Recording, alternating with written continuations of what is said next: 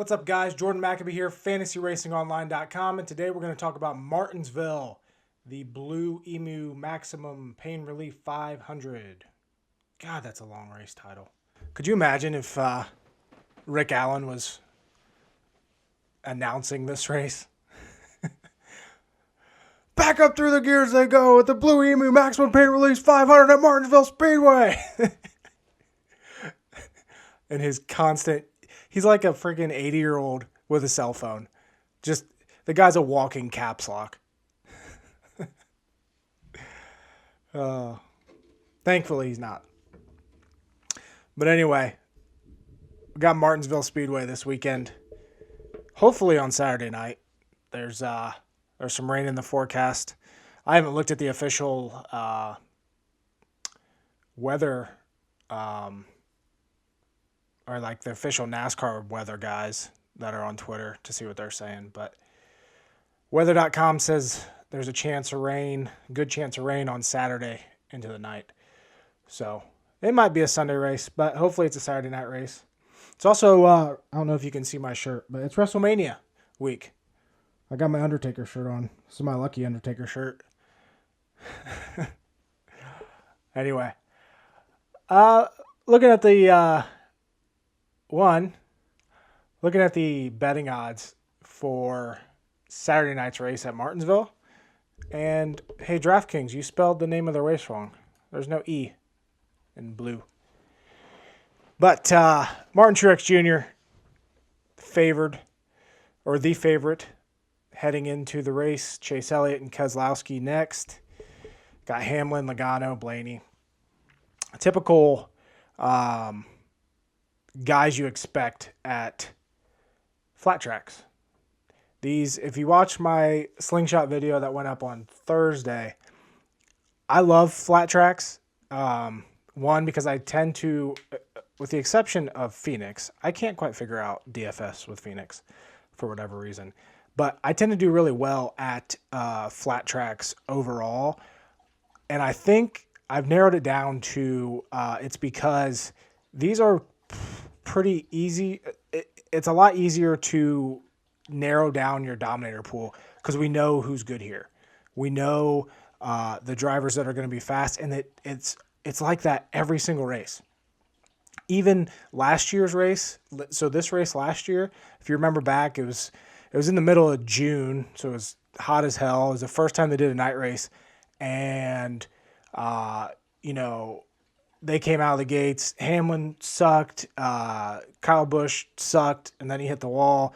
Keselowski got lapped. Blaney got lapped, but by the end of the race, Blaney finished second, I think. Keselowski finished third. Like, Hamlin finished top five. Like, the guys at flat tracks that are good get to the front, and it's just always like that.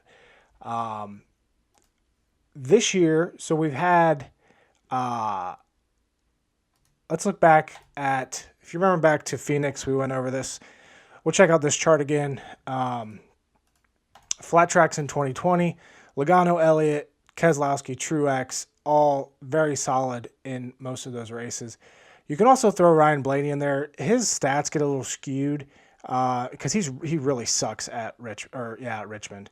So his stats get a little skewed. He's really good here at Martinsville, but these same guys, looking back to Phoenix, it was the first flat track race this year. The guys that we thought were going to be fast were fast. This isn't rocket science when it comes to these flat tracks. We just don't see a major shift. And there's no reason to think that anything's going to majorly shift from what we saw at Phoenix and what we saw at Martinsville last year to this weekend. The only wild card is Kyle Larson, and we'll talk about him a little bit later. But we know who's going to be fast here at flat tracks and at Martinsville. It's very predictable. Average finishes on flat tracks last year: Logano, Keselowski, Chase Elliott, all with an average finish better than or inside the top five. Got Harvick up there, Matt DiBenedetto running that Penske Ford. Penske's technically a Wood Brothers Ford, but basically a Penske Ford. Penske's really good on flat tracks. Kurt Busch, always good at flat tracks. My boy Alex Bowman. And, of course, Truex, who won at Phoenix earlier this year. Now let's look at let's quickly look at Martinsville stats over the last 2 years. So this would be the 2 races last year and the 2 races in 2019.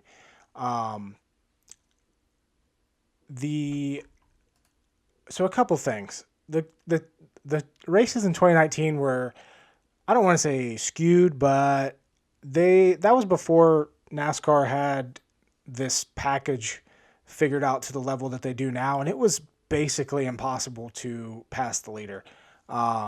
If we go back to those 2 races in 2019, Keselowski started third in the first one, led 446 laps, won the race. Perfect driver rating. There's no doubt that he had a good car that race, but he said after the race he didn't have the best car. So that's just noteworthy, something to take into consideration. Chase Elliott probably had the best car that race. And then we saw the same exact thing basically happen in the fall of 2019. Again, Martin Truex Jr. starting third, led 464 laps. I would say he probably had one of the, if not the best car. That he actually did have like a really good car. But still, my point here being, we saw this complete domination at Martinsville in both races here 2019. I don't see that happening this time around in 2021. Typically, we see 2, maybe 3 dominators at Martinsville, and that's kind of what I'm expecting here on Saturday night or Sunday or whenever we race. Just typically what we see, 2, 3 dominators, and there'll be maybe 5 guys that lead chunks of the race, but there's going to be 2 to 3 main dominators, which is obviously very important for DFS in general, but especially DraftKings, with those fastest laps coming into account where they don't over in FanDuel. So let's look at the fastest laps in the 2 Martinsville races last year. So the first night race in the middle of June, Logano, who led, half the race, I think he led like 250 laps, had 61 fastest laps. Then Truex, who ended up winning the race, had 58, and then Ryan Blaney with 51. And then they were pretty scattered, for the rest of the field. 30 cars total grabbed fastest laps in that race. But 3 main guys, got a good chunk of those. And I think Johnson led like 30 laps in that race too. He had a good car. I forget what happened. And then the fall race, it was Chase Elliott and Martin Truex Jr. the entire way in the fall race last year. Obviously, Blaney's there. He has 51 fastest laps again. But and then Keselowski, 20-something fastest laps. But Elliott and Truex last year in the playoff race were just in a completely different world, speed-wise. Truex had a loose wheel late and ended up finishing 22nd. And then, of course, Chase Elliott won, then went on to win at Phoenix to grab the championship. One thing to look at, as far as, let's look at my algorithm predicted finishing order quick. So the algorithm's predicting Truex to win. No surprise there. He's been crazy good here at Martinsville lately. Pole sitter Logano projected to finish second. Then we got Keselowski, Hamlin, Blaney all up there, top 5. Super close here between, Logano, Keselowski, Hamlin. Blaney, who somehow hasn't won at Martinsville yet, but should come, that should happen eventually, maybe this weekend. Chase Elliott, who's been really solid here lately, projected to finish 6th. Then Kyle Larson, projected to finish 7th, who really doesn't have that great of a record here at Martinsville. And we can get into that. We'll get into that later when we talk about DraftKings. But yeah, I would be very surprised if 5 of these top 7 weren't the top 5 on Saturday night. Maybe we might see a surprise, from Byron or Bowman, but it's going to be tough to beat these guys. And that's just how it is on flat tracks, like I said. Digging into okay, so we'll talk about DraftKings first. So, here's what I was looking for. Phoenix earlier this year doesn't translate well to Martinsville, but it definitely should be considered, I think, when doing your research this week. It's the only other flat track we've raced at this year. Like I said, the fast guys were once again who we suspected. There wasn't a ton of surprises in that race, especially off the top of my head. So green flag speed, Hamlin first, even though he only led like 30 laps in that race. Logano, who dominated for most of it. Then we got Keselowski third. Truex, who ended up winning.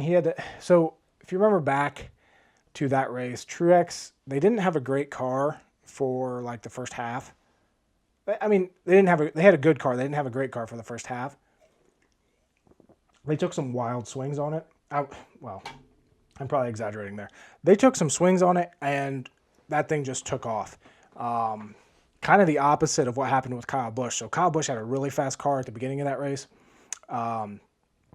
They made some adjustments, and then he sucked, and then he got a speeding penalty, and then he spun, and just a shit day overall for Kyle Busch.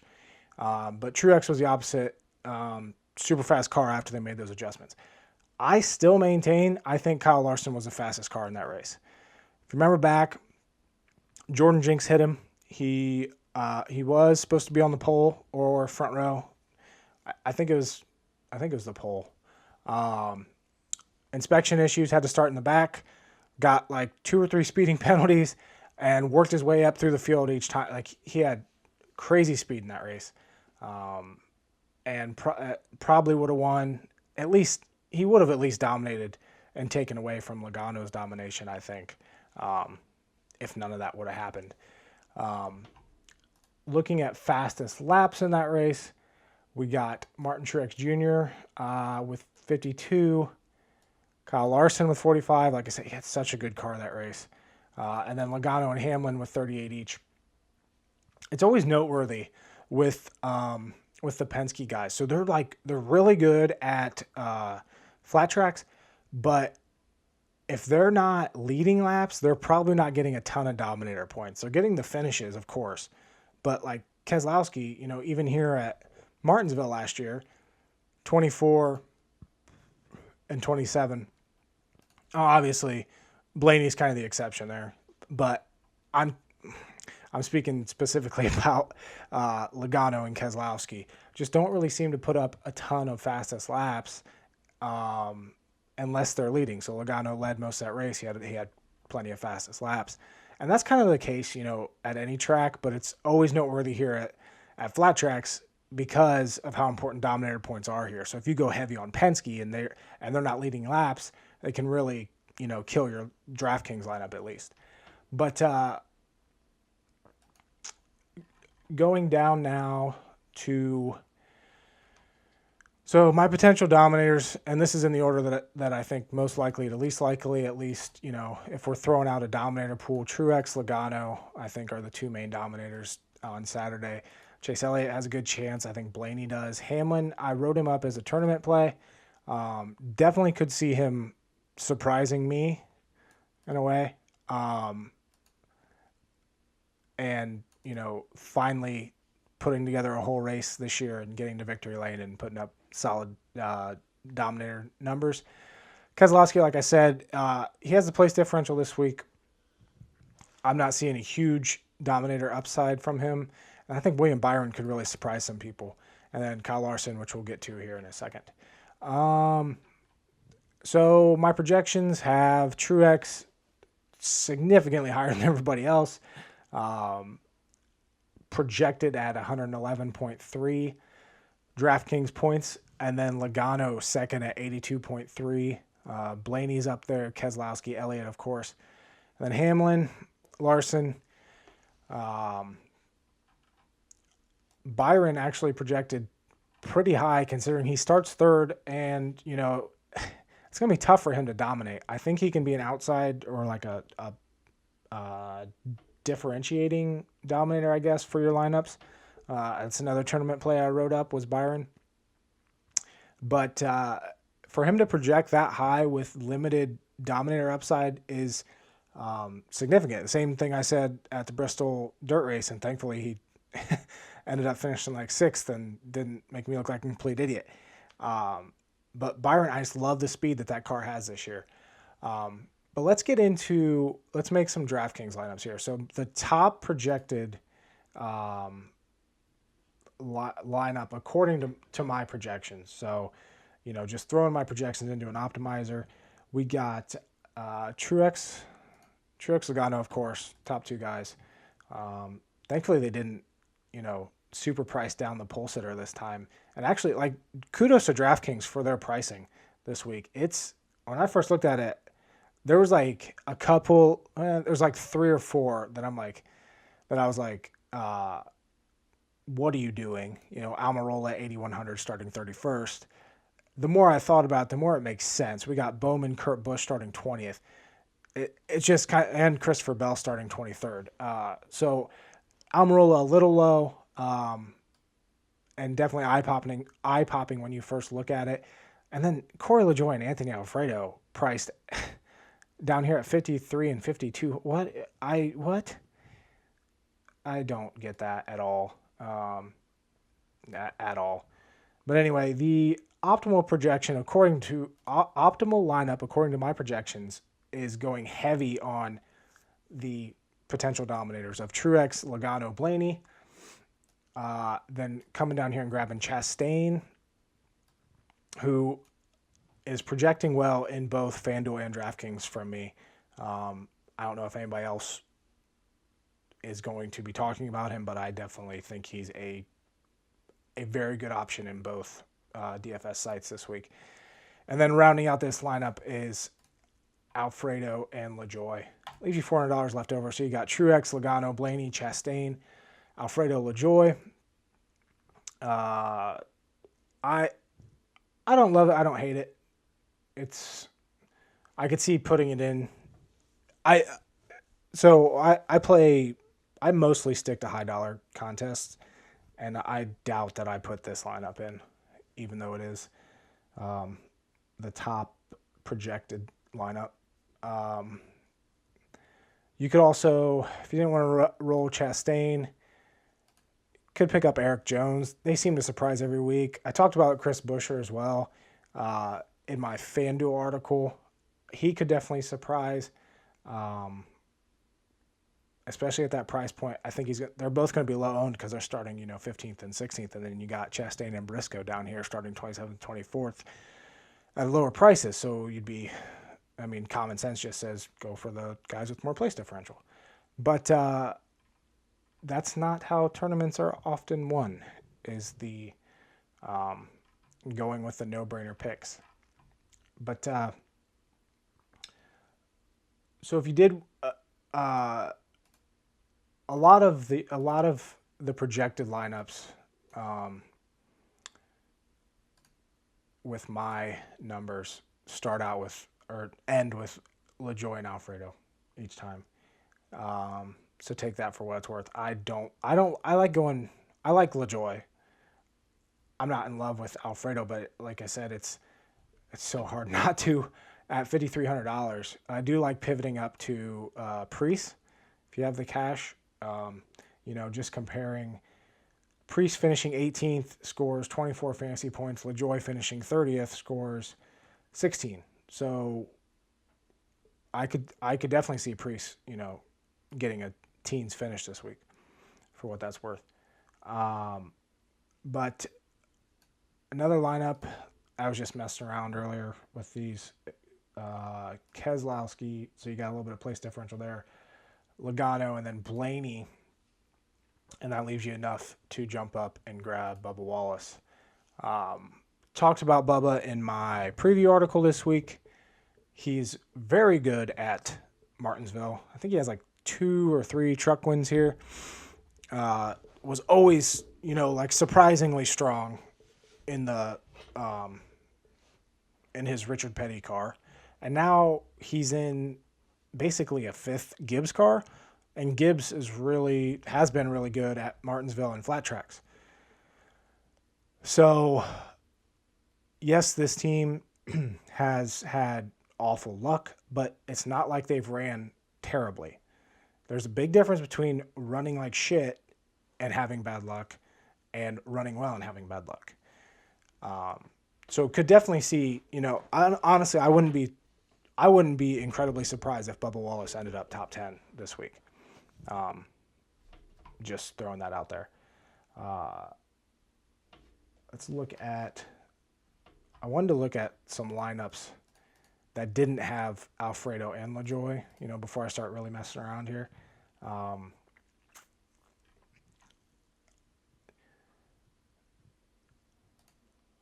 I really like Blaney this week. And like I said, I think Byron could have place differential upside, or not place differential, Dominator upside. Almirola, of course, starting 31st.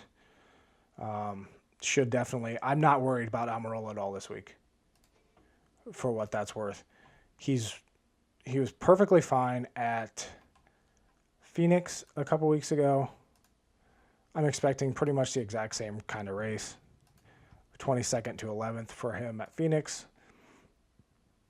Here at Martinsville, finished 7th last fall. Had some issues there, but 9th, 11th, 14th. This is who he is. Pretty solid on flat tracks.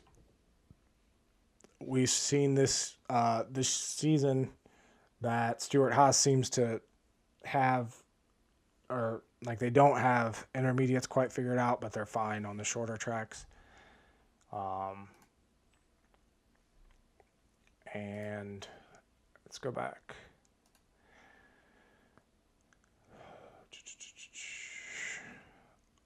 Again, Cole Custer has the potential to be really overlooked this week, I think.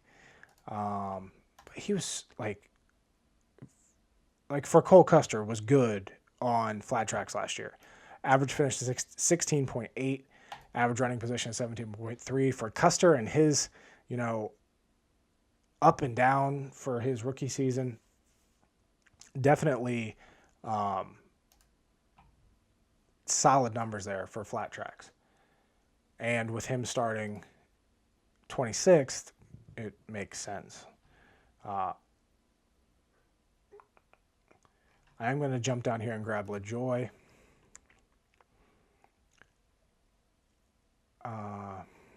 You could grab Logano or Hamlin here. I don't like running first, third, and fourth, though, in one lineup. So, honestly, what I would do is probably drop Almirola for DiBenedetto. And then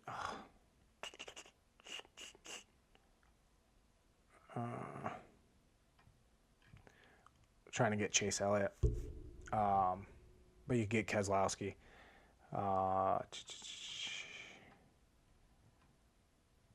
You could grab Custer back on there, and then throw.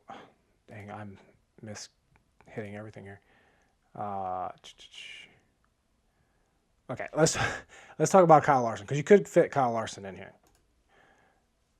I know I was going for Elliott, but Larson fit in. So here's been my rule of thumb for Kyle Larson so far in 2021, and most of it's turned out to be true.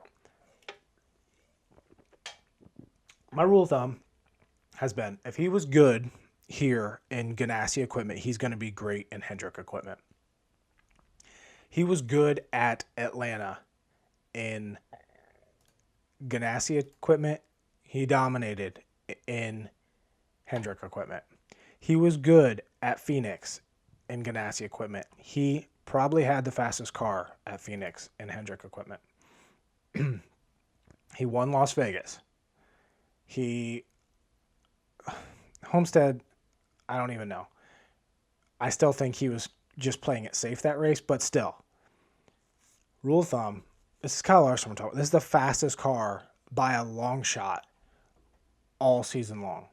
If we go and look at season to date,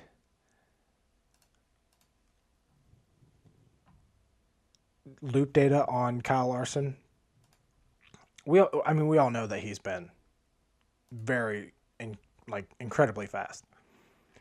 But just putting it into numbers, average running, and this takes into account the Daytona 500, which I don't love, but I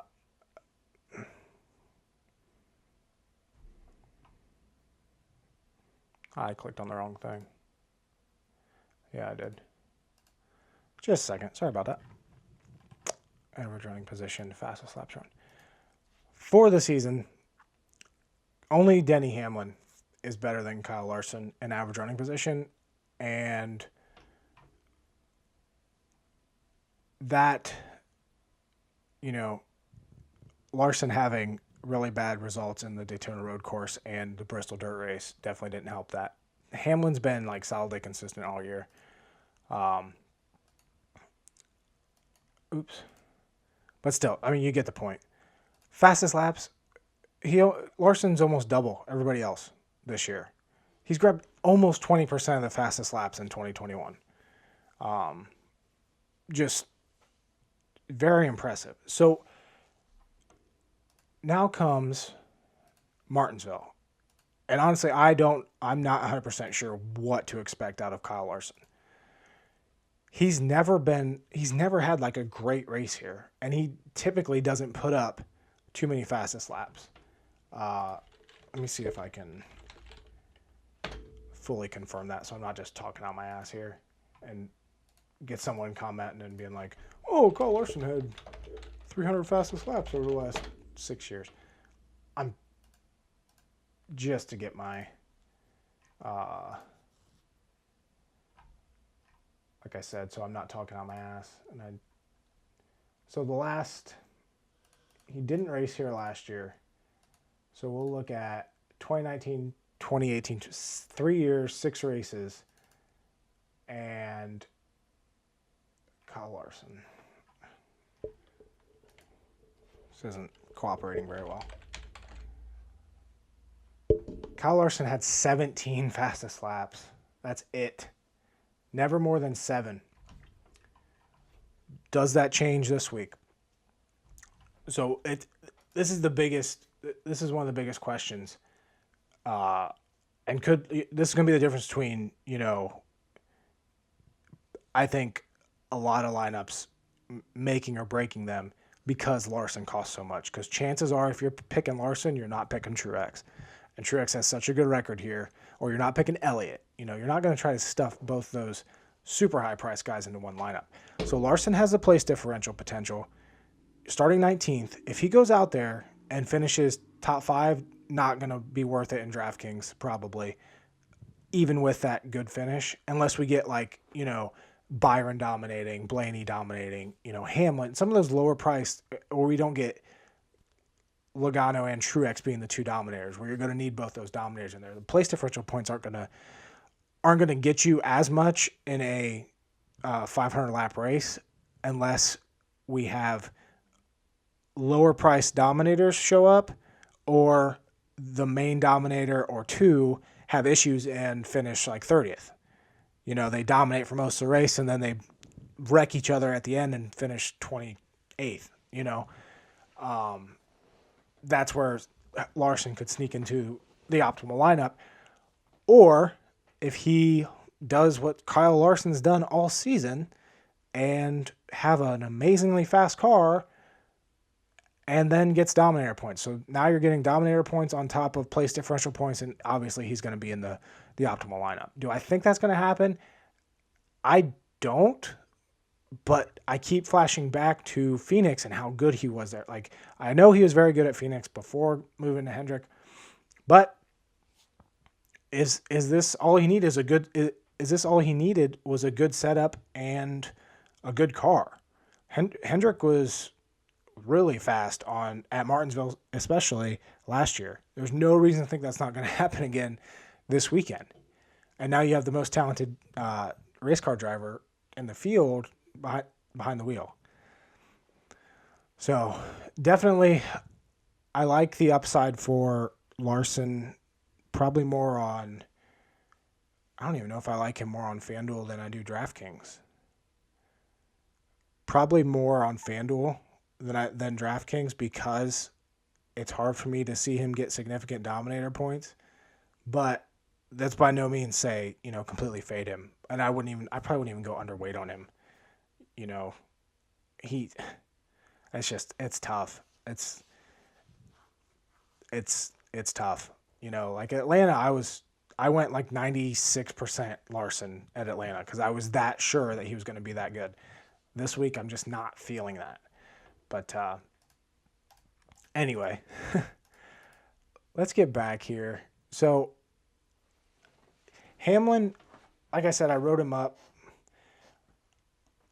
I don't think the two dominators are going to be Logano and Hamlin.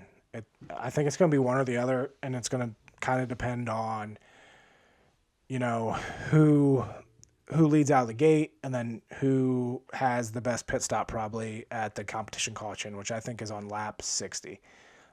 Last year, this race, I think we saw the outside lane actually work better. I'd assume Logano's going to pick, you know, I don't know. I just watched the race the other day. I think Logano always picked the inside lane, but I remember at the beginning, the outside lane was the faster lane.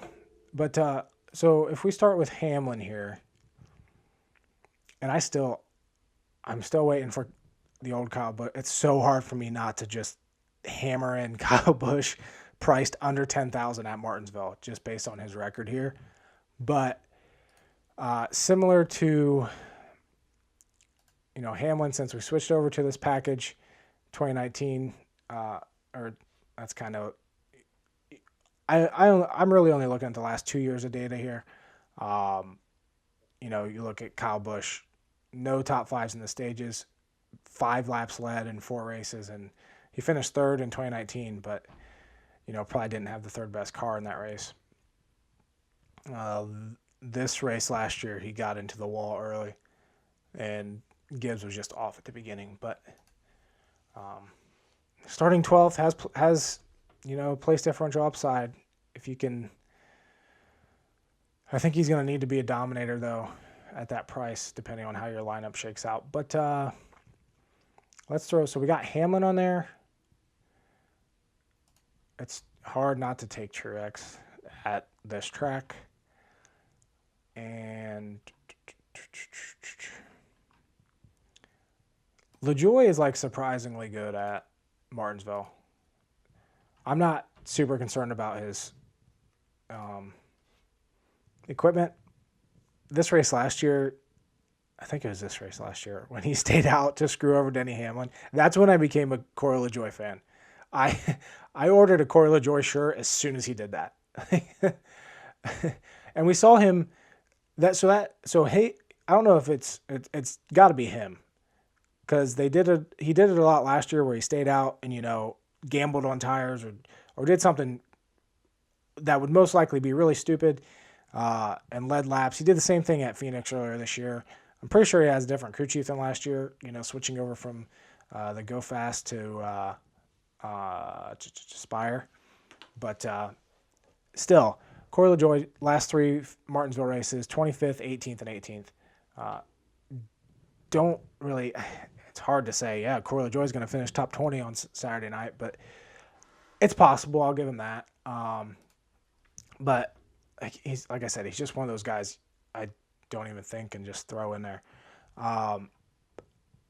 But let's throw in Chastain here. And then if we get Bubba Wallace, even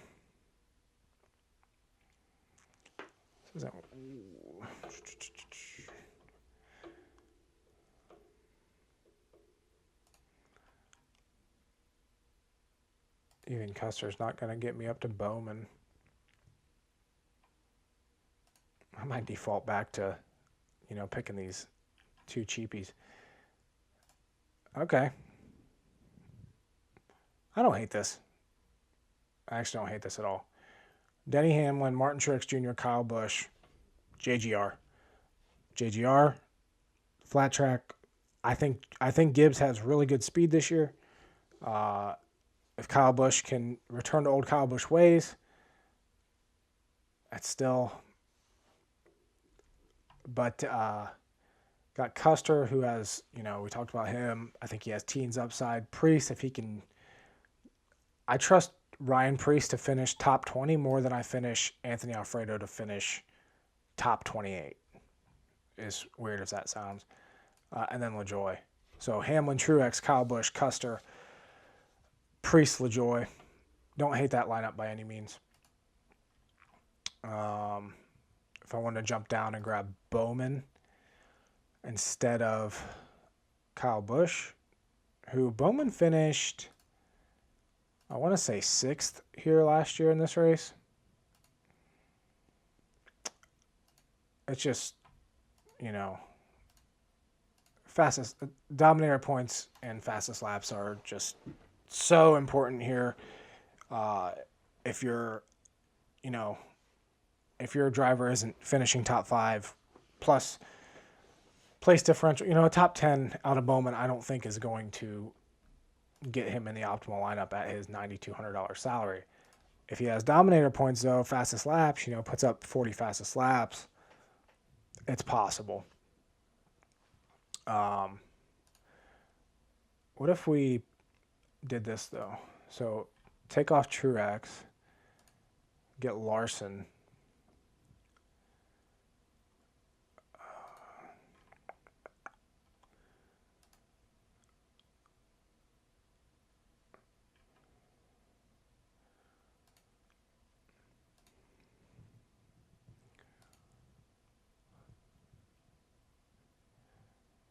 The universe keeps pointing me toward Kyle Busch, doesn't it?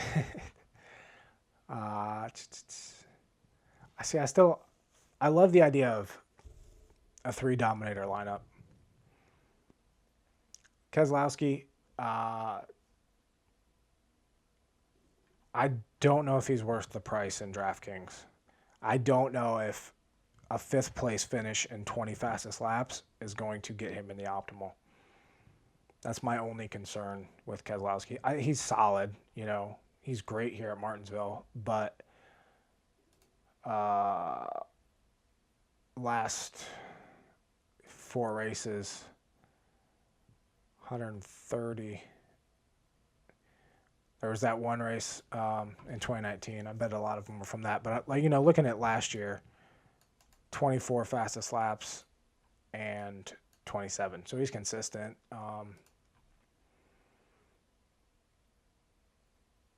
This would also require you to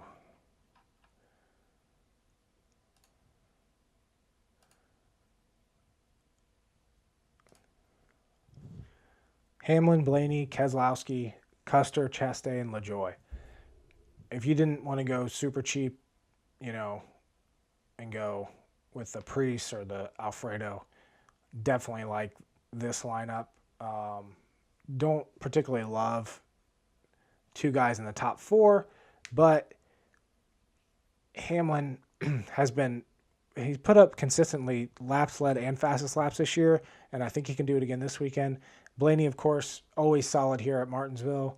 3rd most fastest laps over the last 2 years here, behind Truex and Elliott. Wrong tab. If we jumped up and grabbed Elliott instead of Keselowski, and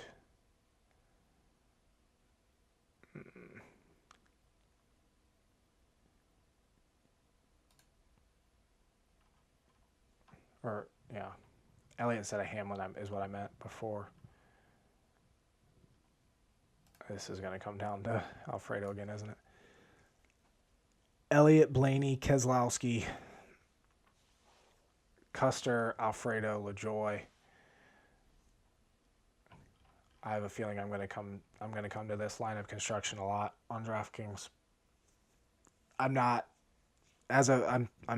filming this on Friday or Thursday night. I'm not super confident in DraftKings. That always changes as the weekend goes on. But I don't love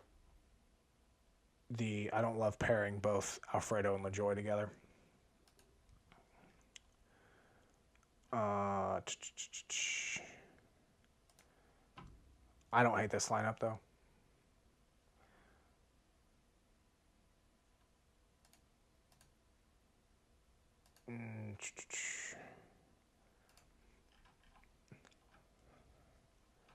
Have we done a lineup with Byron in it? So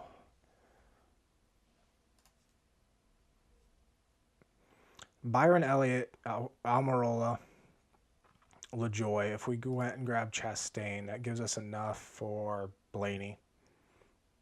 But again, you're going. I don't know if you can.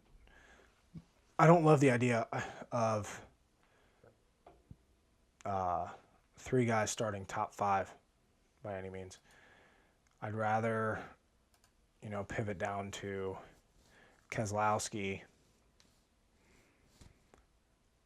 and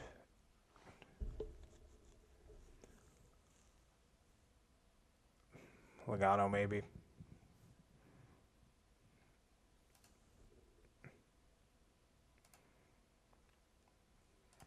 Kurt Busch, I feel like, could be overlooked this weekend. I hate the price point. Last 2 years here, so 4 races, he has 15 fastest laps. It's not going to get it done. At 8,900, I don't care that he's starting 21st and, he's always top 10 here, but it's not going to get it done in DraftKings, I don't think. Not with how pricing is this week. This week. Top 12s in the last 6 here. Obviously, if he finishes top 6, he's going to be. It looks a lot better at 8,900, but I still think he's going to need more Dominator points. But so this lineup: Hamlin, Keselowski, Kurt Busch, Chastain, Almirola, LaJoy. It's standard 2 Dominator lineup here. If you took off Hamlin and went Blaney, that leaves you, instead of Keselowski, you could go Elliott. I actually like this lineup quite a bit. If you're going for the 2 Dominator lineup, Blaney, Elliott, Kurt Busch, Almirola, Chastain, LaJoy. Again, I really like Chastain this week. I really like LaJoy. So I'm definitely going to have a lot of lineups, DraftKings lineups with those 2 on it. Love Blaney. Love the price on Blaney this week. And of course, you always have to consider Pulsitter de Logano, who it's going to be fun to see whether the Pulsitter, I don't want to call it a jinx, but has a Pulsitter had any good race this year? Obviously, Larson didn't at Bristol Dirt. Atlanta, Hamlin, finished 4th, but doesn't put up Pulsitter numbers like we expect. Keselowski at Phoenix, nope. Solid car, but wasn't what we needed out of a Pulsitter. We all remember Harvick at Vegas. Homestead was Harvick again? No, Hamlin. Dennis. And I think he started in the rear due to inspection issues. Daytona Road Course was probably... Chase would have been in the optimal lineup if all hell wouldn't have broke loose in that race. He had the best car. He led 44 of the 70 laps. Would have led more, would have won, or at least finished second. If that race didn't go to hell. Just my 2 cents. And then Daytona 500. Of course, we don't pick the Pulsitters there. But Alex Bowman, 1 lap led. But if it's going to be any week that changes, it's going to be this week with Logano, who, in addition to putting up a ton of laps led at Phoenix, is also coming off that win at Bristol Dirt. Not that it means anything, but, noteworthy. Team has momentum. But yeah, that could be... I definitely don't hate going underweight on the Pulsitter. I do have him projected second, but there's so many other good options, starting. Truex starting 7th, Chase starting 5th, Blaney starting 4th, Hamlin even starting 2nd. Definitely, all it takes is one bad pit stop by Logano, and a competition caution at lap 60 could be a game changer for a lot of people. But let's go over to FanDuel. So pull up my FanDuel projections. By the way, I don't know if it's laziness. I don't know if it's not giving a shit. Can FanDuel stop just taking the frickin' sportsbook odds and just copying and pasting them into their driver salary template and hitting go? Like what? Like what? It's not even. This isn't even like. This isn't a coincidence. This is straight up the exact same order. It's just frustrating. It's annoying. Anyway. Projections for FanDuel, pretty similar to DraftKings. Truex projected at 103. Logano up there. Keselowski, Blaney, Larson, Elliott, Hamlin. I think Hamlin's upside is lower on FanDuel compared to DraftKings. I think he has a better shot at putting more, grabbing 30 plus fastest laps and having those without absolutely needing to dominate a good portion of the race. But according to my projections, surprise, surprise, top lineup, Truex, Logano, Blaney. Sound familiar? Truex, Logano, Blaney, Kurt Busch, and then Ross Chastain. I don't know what the hell they were thinking putting Ross Chastain at $3,500. And maybe I'm overvaluing Ross Chastain this week. I don't know. I haven't looked at anybody else's stuff yet. But Ross Chastain drives like an asshole, and that's what's needed to be good at Martinsville. That's how you keep track position at Martinsville. That's how you make your way through the field at Martinsville. So unless he gets put into the wall or screws up something like that, he's going to do what Ross Chastain has done all season and come away with a top 20. And on FanDuel, 27th to 18th at $3,500 is a no-brainer. So I love the idea of stacking three studs, putting a place differential play in there or a finish play in there in the mid-range, and then finishing off with Ross Chastain. Yeah, you can make the case for Corey LaJoie, but Corey LaJoie doesn't have the same upside as Ross Chastain, in my opinion. He could get there. We've seen him do it. We've seen Corey LaJoie finish 18th, but I'd much rather roll with Ross Chastain or even Ryan Preece. Ryan Preece is a solid value here. Like I said, I think he can finish teens, and with 500 laps, we got 50 points up if a driver finishes on the lead lap. So that allows you to take the chances with these guys priced this low that should finish all laps or most laps, which I see Chastain and Preece, maybe they'll be a couple laps down, but they're not going to, be completely off the pace like Bilicki and be, 15 laps down by the end of this thing. So, yeah, I like this lineup right here for FanDuel. Truex, Logano, Blaney, Kurt Busch, Chastain. You could take off Kurt Busch and throw on, I love DiBenedetto here. Talked about him, swept the top 10 last year. Don't really love Reddick. Almirola is kind of a chalk play, but viable.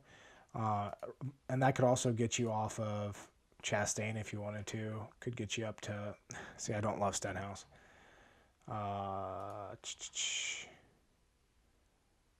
If you go Bubba Wallace instead of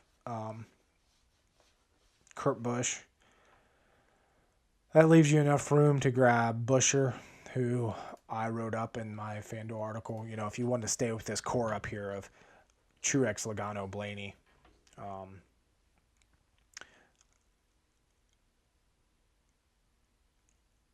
If you want to stick with Bubba and then go Chastain here, it leaves you 2,000, and you can pretty much do whatever you want here then. So if you didn't want Blaney, you could go Elliott or Keselowski and Hamlin, or Keselowski. Like, there's a lot of room here. Even when you throw on a guy like Chastain going 3,500,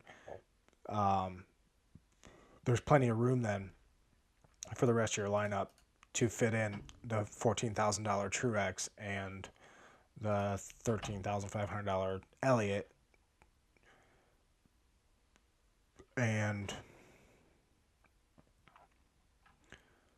don't forget Kyle Larson priced there at $11,000. He's an option too. But if you went, nope, didn't want to do that. Grab Bubba. So you got Truex, Elliott, Logano, or Blaney, or Larson, Kyle Busch.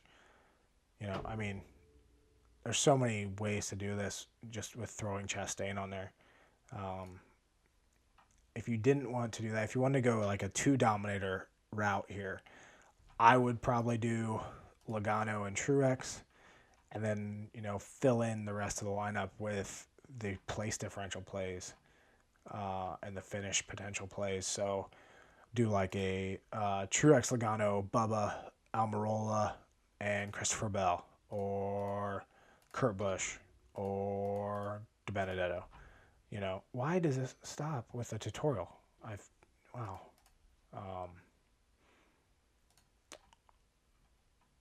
Or Cole Custer here, who we talked about. I like Bubba Wallace more than Cole Custer, obviously, but this leaves you enough cap to do DiBenedetto and Alex Bowman. So Truex, Logano.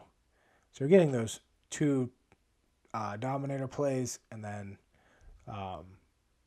Bowman, DiBenedetto, and Custer, who don't love Custer there, obviously, especially on FanDuel. But you have options this week. If you didn't want to go Logano and wanted to go with Blaney, that would leave you